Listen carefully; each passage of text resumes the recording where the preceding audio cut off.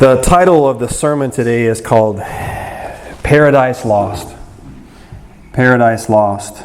How many of you have ever had something that you didn't appreciate, or it could be something or someone that you didn't appreciate until it was gone?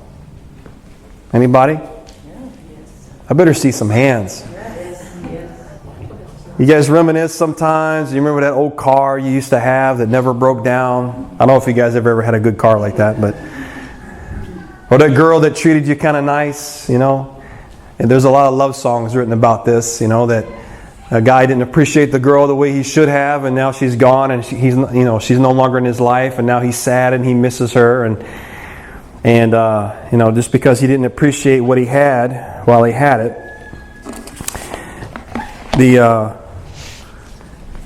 I think that's unfortunately a human trait that we have. Sometimes we don't appreciate the things that God has done for us, or the things God is doing for us actively in our lives. You know, we tend to complain and whatnot, and until after we don't have it, and then we realize what a blessing it was.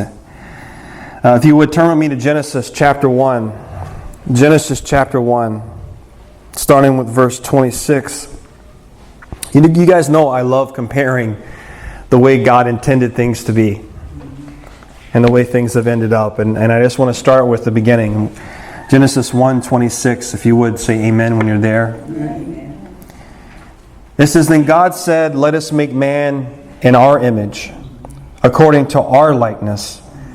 Let them have dominion over the fish of the sea, over the birds of the air, and over the cattle, over all the earth, and over every creeping thing that creeps on the earth." And notice it says, let them have dominion. Not him. Let them have dominion. So God created man in His own image. In the image of God, He created him. Male and female, He created them. Then God blessed them, and God said to them, be fruitful and multiply. Fill the earth and subdue it. Have dominion over the fish of the sea, over the birds of the air, and over every living thing that moves on the earth. And God said, see, I have given you every herb that yields seed which is on the face of the earth, and every tree whose fruit yields seed. To you it shall be for food. And just a quick comment. Our original diet was not vegetarian. What does it say it was? It was fruits, grains, and nuts. That was our original diet. That is vegetarian by definition. But also to every beast of the earth, to every bird of the air, and to everything that creeps on the earth in which there is life, I have also given every green herb for food. They were vegetarian. And it was so. Then God saw everything that He had made, and indeed it was very good. So the evening and the morning were the sixth day. So you can imagine waking up, your first conscious thought, you're Adam and Eve, is perfection. That's the first thing you see. It's perfection. Everything that you see, everything that you smell, everything that you hear is perfect. There's not a flaw in anything. You don't see too many clouds in the sky. It's not too hot. It's not too cold. You look around and you know everything is okay to eat. There's no poisons. There's no GMO. There's nothing. It's all straight from the Creator Himself. It's an absolutely perfect world. When God says it is good, it is good. Now, can you guys imagine? We'll take Adam here. Can you imagine Adam, the first day, God commissions him and says, I have put you in charge over everything. You have dominion over this earth, you and your wife. You have dominion over every creeping thing, over every living thing, over all the plants and animals. You are in charge. And if you remember, He asked Adam to name the animals. That was one of his jobs. Now, we know how much variety we have now. Now, can you imagine how long it would take to name everything? We still don't have names for organisms that are on this earth, right? Because we're still finding new ones. So you can imagine that Adam had the perfect job. He had the highest office on this earth. He woke up refreshed and looking forward to every day. How many of us feel that way about our jobs? How many of us wake up every morning and just can't wait to get into traffic? Right?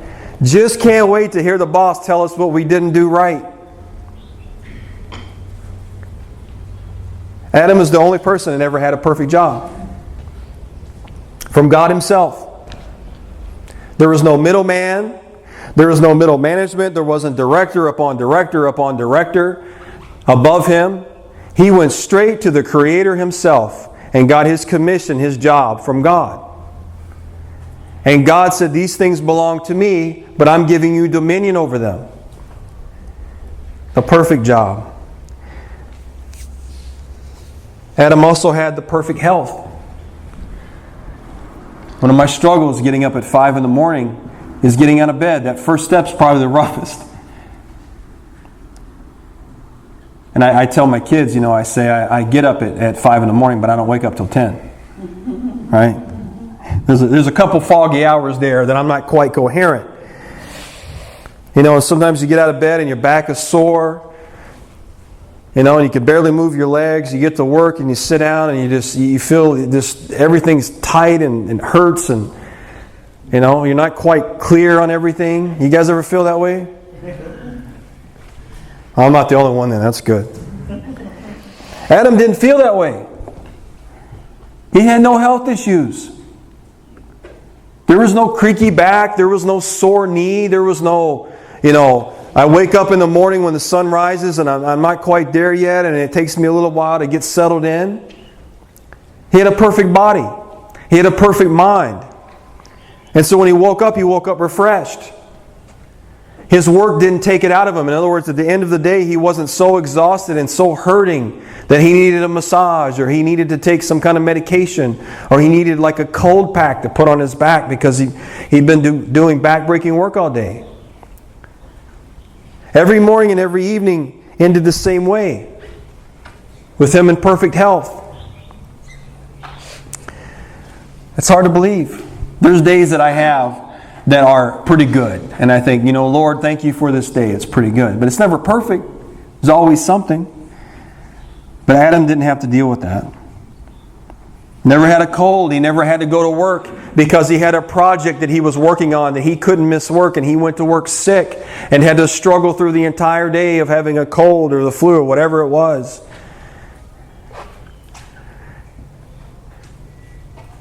He also had a perfect wife.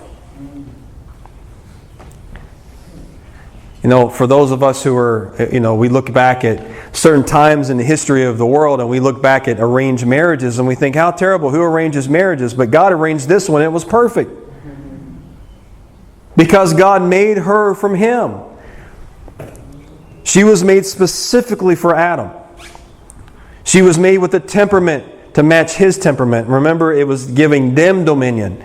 She was the helpmate, comparable to him. He was never over her. He was someone that respected her and loved her, and she loved him and respected him. They had the perfect relationship. Anytime that I teach someone who doesn't understand the Sabbath, like many of our brothers and sisters, fellow Protestants, I always say and ask them this question: when was Adam and Eve made? What day was it? It was the sixth day. Which means, when was their marriage consummated? When's the first night they slept side by side?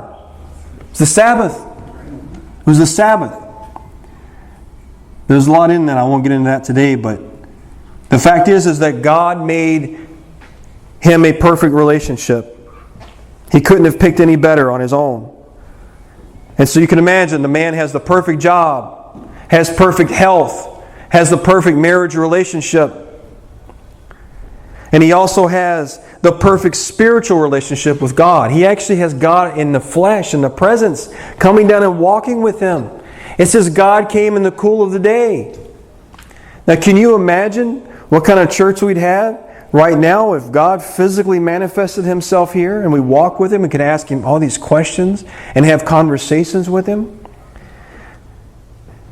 Because this is pre-fall of man, I can imagine a lot of the conversations were about your creation. Adam saying, what is this over here? Why did you make this? Or how did you make this? You can imagine it was like two friends talking. And Adam in awe of God and all the things that He created. Do we live in that kind of world now? Is our spiritual nature perfect now? Do we have a perfect relationship with our spouse, even though we both aspire to be the best we can be? We don't have perfect relationships. As much as we try or don't try to take care of our health, do we have good health? No. Even if we eat well and we do all the right things, we age. Over time, things break down. We live in a world that's polluted and has all these things in it. And eventually our health fails as we get older. Sometimes it fails as when we're younger. Do we have the perfect job? How many of us look forward to retirement or have retired and we want to do something else?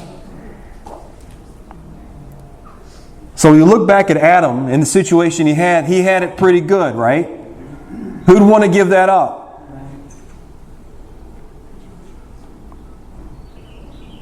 And then sin happened. Sin happened. And if you notice, one of the first manifestations of sin, if you remember, Adam or Eve ate the fruit, and then Adam, when confronted about it, who did he blame? His wife. That was the first relationship that was hurt by sin, was the marriage relationship. And I want to talk about what Adam lost. What Adam lost. We already know he had everything perfect. He had it as good as a man can have it. And he lost it all. If you would, turn with me further down to Genesis 3. Genesis 3, and this is God proclaiming what would happen. Starting with verse 16. Just say amen when you're there. It says, "To the woman He said, I will greatly multiply your sorrow and your conception. In pain you shall bring forth children. Your desire shall be for your husband, and he shall rule over you." And I'm going to stop there. My daughter asked me this the other day about the relationship between men and women. Why it seems that men are more dominant over women. And I told her it's a result of sin. In the creation, as we read, God made them equal. God took Eve from Adam. In other words, she was part of him. And it says, in our likeness we made man. Talking about mankind, man and woman. So the complete picture of the likeness of God is a man and woman in a marriage relationship, right? But now sin has happened. And it says, your desire shall be for your husband, and he shall rule over you. Now this is not God saying, I'm making this happen. This is Him saying, this is what sin has now caused. That you are no longer equal with your husband. That now he's going to dominate you because of sin. And if we look around the world, we see historically men have dominated women. To this day, we see all kind of horrible things happen because men dominate women. And we think sometimes that we can pass laws or we can do marches and take care of it. No, it's a sin problem.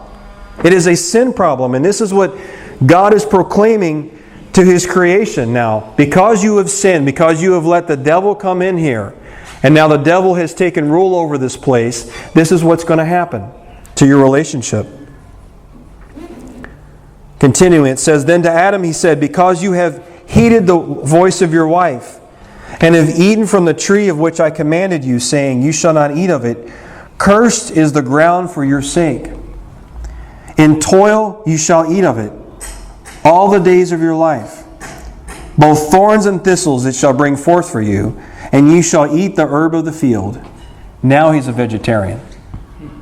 Now he eats what the animals once ate.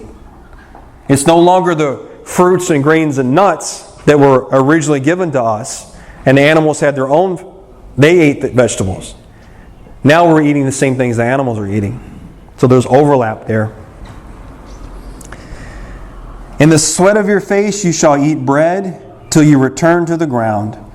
For out of it you were taken, For dust you are, and to dust you shall return.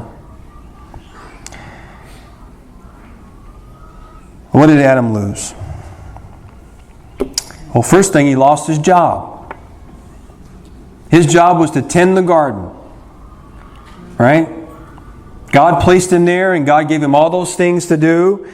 And now Adam has lost his job. He has been displaced. So not only has he lost his job, he's lost his home. There's a lot of people that come here to Hawaii and they accept positions to work here. And if they lose that position, most people can't afford to stay here. And I've seen so many people that have to go back to the mainland or wherever they're from because they can't stay here. Well, in Adam's case, God had to kick him out. So he lost his job and his home. And now he's forced completely out of the garden, and now he has to take up something new. But in addition to that, he can't just go grab food like he used to. He can't just get an apple off the tree and have everything produced for him. Now he has to work to eat. Now he has to be a farmer. Now he has to grow crops. And for those of you who have ever grown anything, it's a constant fight with weeds and thistles and thorns, and the weeds grow faster than the plants do.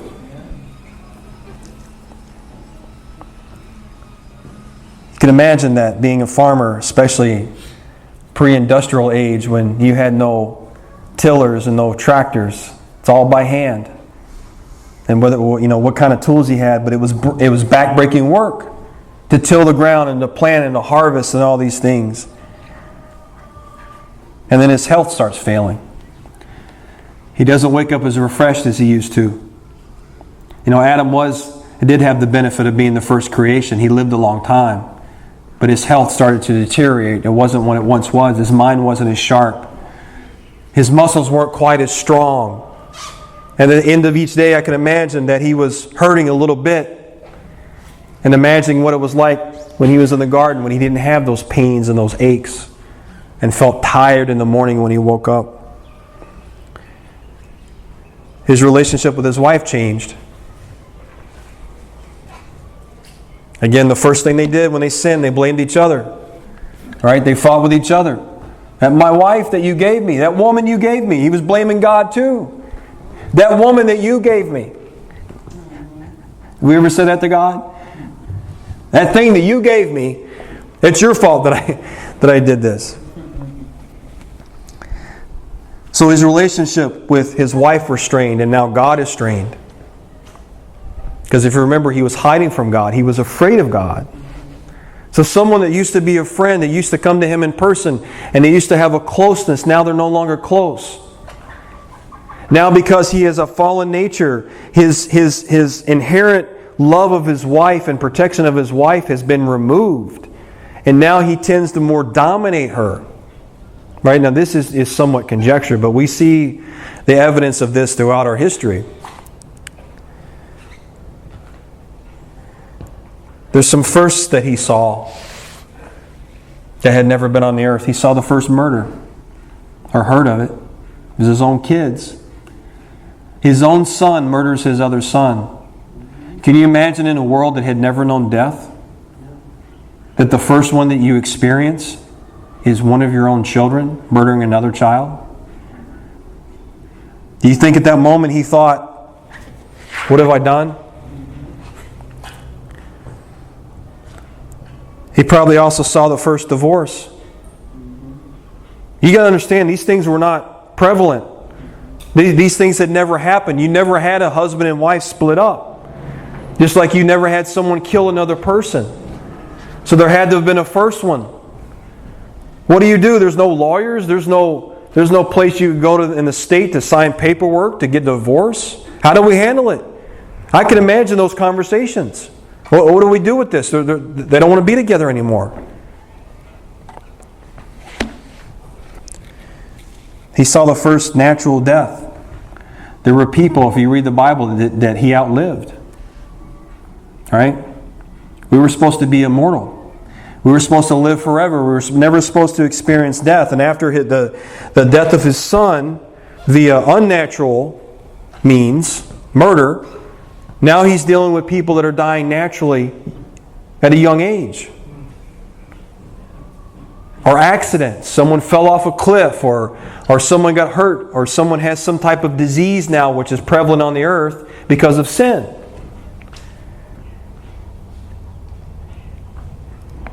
You guys know when anytime there's a natural disaster in any area, like a tsunami or something, where they always say they weren't prepared for it, right? And there's some things you can't prepare for because it's so destructive. There's no way that you could have prepared for it. But you can imagine they weren't prepared for these things. There were no hospitals. You never needed a hospital. You didn't need a divorce court. You didn't need a coroner. You didn't need an ambulance and a funeral parlor. None of these things had existed before. And now all of a sudden these are new things. He got to see people starting to steal from other people. You know, Adam in a perfect world, when he woke up, didn't have to worry about his belongings. He didn't have to lock up his favorite tools. He didn't have to have a key to his garage or to his house that he only shared with his wife. The only news he ever heard was from God Himself, and it was good news. He didn't have to deal with lies or deceit or agendas like we do in our world today. But now you've got thievery. And now because man's nature has gone from protecting women to subjecting women and objectifying women, now you've got men raping women and abusing women. Now can you imagine that Adam sees all these things happen in his time as the world progresses to more sin and more destruction?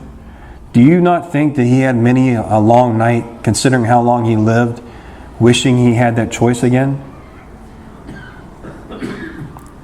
Wishing he had, I've always said that if Adam had gone to God after Eve had sinned and said, "Take my place instead," it would have ended there.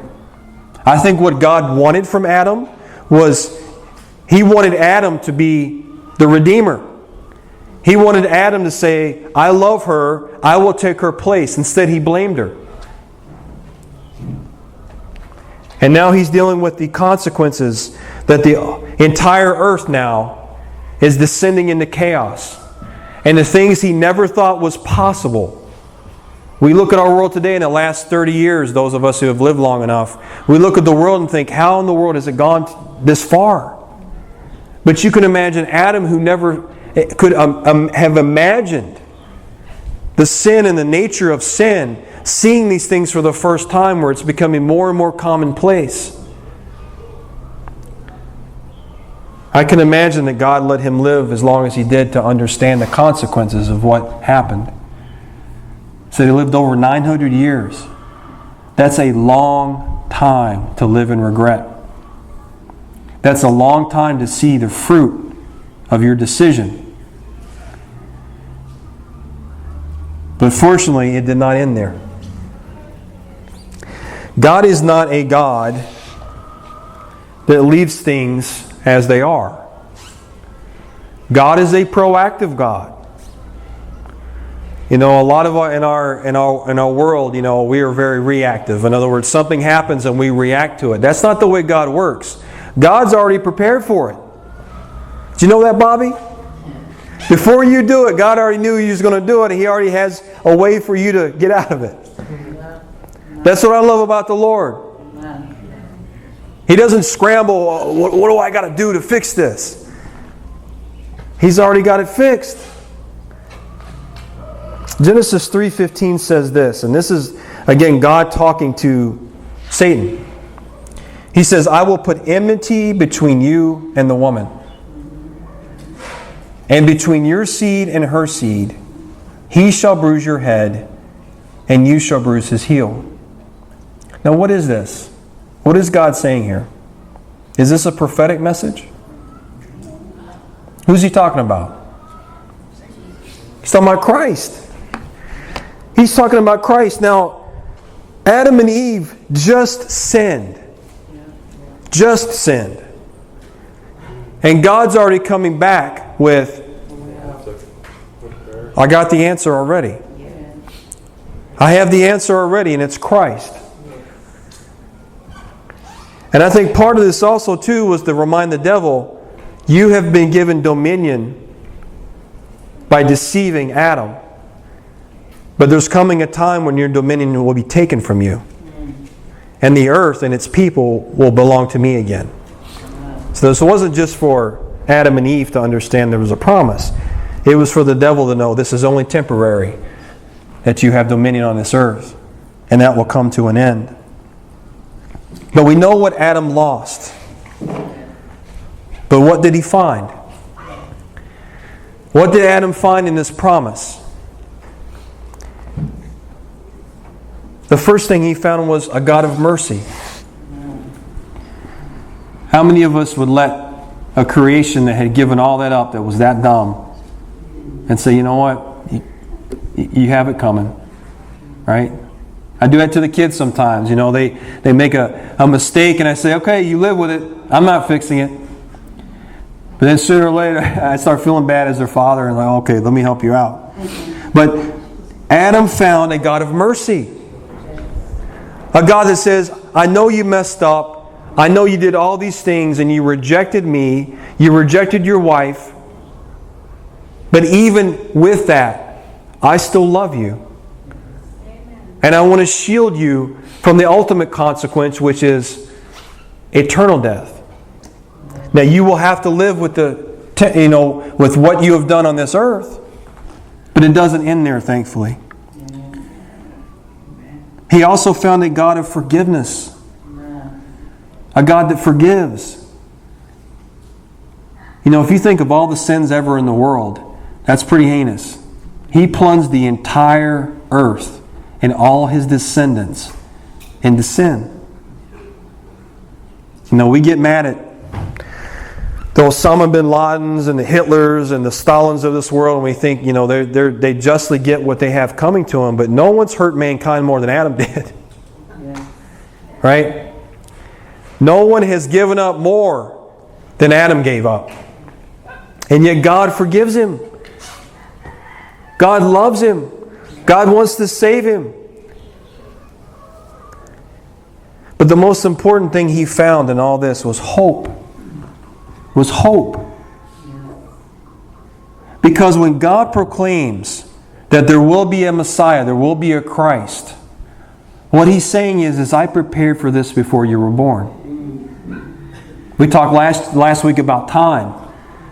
And I postulated that God is omnipotent and omniscient and omnipresent, but His omnipresence doesn't just mean that He's physically present. I believe He transcends time itself.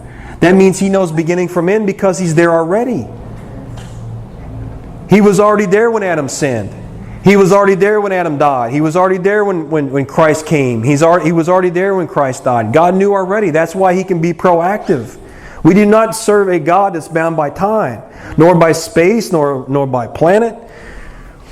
He is the creator of those things. But here Adam has hope. You know, if you read Sister White, she talks about that Adam and Eve thought maybe their firstborn would have been the Messiah. There was always that hope that one of their children would be the Messiah, and they never saw it happen. But the fact is that they had that hope. And they had a God that was proactive, and immediately, even pronouncing the sentence of what sin would do to them, was saying, it's going to be okay, I've got this covered. And in closing, if you would turn with me to Romans chapter 5. Romans chapter 5, starting with verse 18. We get God's answer to this. Say amen when you're there.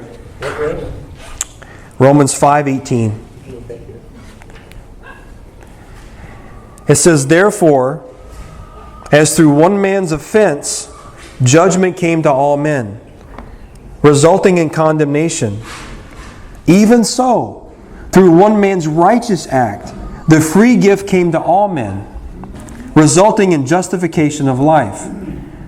For as by one man's disobedience, many were made sinners, so also by one man's obedience, many will be made righteous. This is a God that says, I will give of myself to correct your mistake. I will take the punishment that you deserved so that you don't have to deal with the eternal consequences. This is the God that we serve. And I can tell you that probably one of my biggest joys, if I think about it, is when the trumpet sounds and those of us who are alive, hopefully, are called up to meet those who were dead from the grave, which Adam is in the grave right now. He's waiting to be resurrected. Can you imagine the joy on his face when he realizes what God has done to undo his mistake? Can you imagine the testimony in heaven that Adam will have to say all those years he had wondered how it was going to happen, how God would do it? And to hear from Christ himself, or to hear from the disciples, or hear from those of us who have a testimony, how God saved us from destruction. Can you imagine those conversations we're going to have? I look forward to that. I look forward to talking to Adam. And what were you thinking? But it's all right. Because let me tell you how God saved me.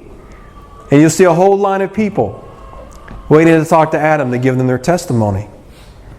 And he will know, just like we know, that God is a God of hope, that God is a God of forgiveness, that God is a God of mercy. This is our message to the world. Amen. This is part of the three angels' message.